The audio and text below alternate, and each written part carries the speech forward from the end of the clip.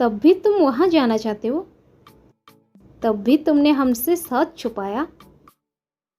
तब भी तुम उसकी बातों में आ रहे हो? उसकी तबीयत खराब है तब भी वो कॉलेज जाना चाहती है। गाइज, इस प्रकार की सेंटेंसेस को हम हमारे डे टू डे लाइफ में बहुत यूज़ करते हैं। इस प्रकार की सेंटेंसेस को हम इंग्लिश में कैसे कहेंगे जहाँ पर हम फ्रेज यूज़ करते हैं तब भी या फिर भी। इसके लिए हम इंग्लिश में फ्रेजेस करते हैं इवन देन। चलिए इसका कंप्लीट स्ट्रक्चर देख लेते हैं। पहले आपको यूज़ करना पड़ेगा फ्रेज इवन देन, इसके बाद आपको यूज़ कर देनी है कंप्लीट सेंटेंस जो आप बोलना चाहते हैं।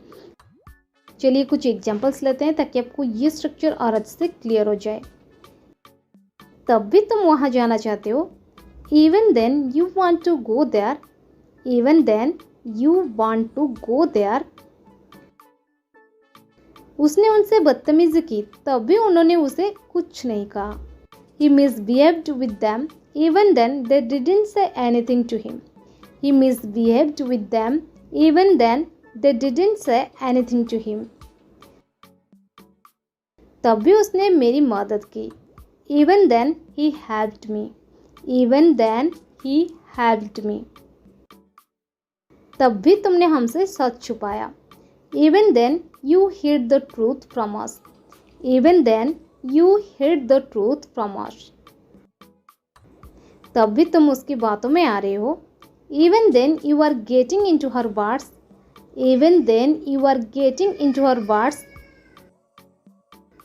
तब भी तुमने मुझसे झूठ बोला। Even then you told a lie to me. Even then you told a lie to me.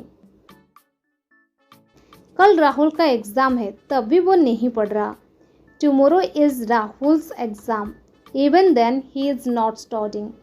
Tomorrow is Rahul's exam. Even then he is not studying. उसकी तबीयत खराब है तब भी वो कॉलेज जाना चाहती है। She is unwell. Even then she wants to go to college. She is unwell. Even then she wants to go to college.